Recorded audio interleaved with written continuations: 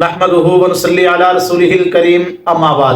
میرے دوستو، کیا آپ آیت الکرسی پڑھتے ہیں لیکن آپ کو آیت الکرسی کا پورا فائدہ نہیں ہوتا؟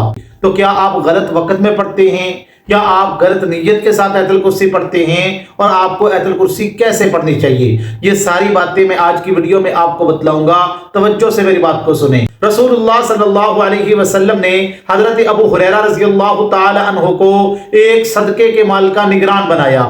حضرت ابو ہریرہ کہتے ہیں میں وہاں پہرا دے رہا تھا، رات کو ایک شخص آیا، وہ اس صدقے کے مال سے چوری کر کے لے جانے لگا تو میں نے اس کو پکڑ لیا۔ میں نے پوچھا تم کون ہو؟ اس نے کہا مجھے چھوڑ دو، میں تنگ دست آدمی ہوں، غریب آدمی ہوں۔ حضرت ابو ہریرہ رضی اللہ تعالیٰ عنہ کہتے ہیں مجھے ترس آ گیا، میں نے اس کو چھوڑ دیا۔ دوسرے دن اللہ کے نبی علیہ السلام نے فرمایا ابو ہریرہ تیرے رات والے قیدی کا کیا بنا؟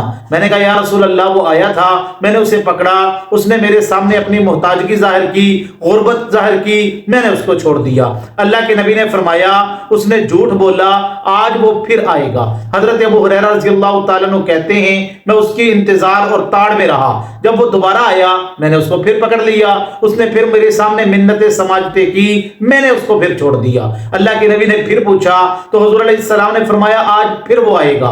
حضرت ابو ہریرہ رضی اللہ تعالیٰ عنہ کہتے ہیں میں نے یہ ٹھان لی کہ آج کے بعد اب اگر وہ آئے گا تو میں اس کو نہیں چھوڑوں گا۔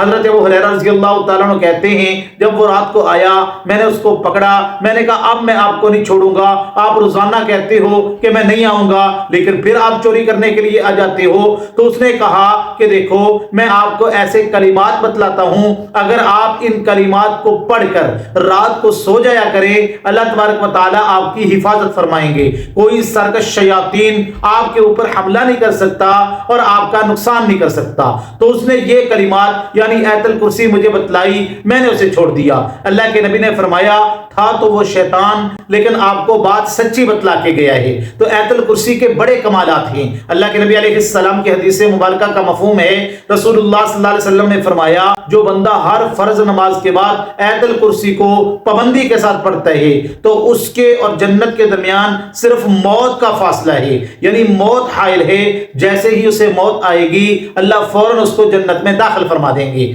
حضرت مولانا غلام غوث ہزاروی رحمۃ اللہ علیہ کا یہ مجرب عمل ہے، وہ فرماتے ہیں جب آپ سفر کے لیے نکلو تو 19 مرتبہ آیت الکرسی پڑھ کر اپنے اوپر دم کر لو اور اپنے گھر کے چاروں طرف پھونک مار دو، اللہ آپ کی گھر کی بھی حفاظت فرمائیں گے، اللہ آپ کی بھی حفاظت فرمائیں گے۔ اللہ تبارک و تعالی آپ کے تمام سفر کے معاملات کے اندر آپ کی مدد فرمائیں گے، آپ کی رہنمائی فرمائیں گے، اللہ کی مدد آپ کو شامل حال ہو جائے گی۔ اللہ تبارک و تعالی ان باتوں پر عمل کرنے کی توفیق عطا فرمائے۔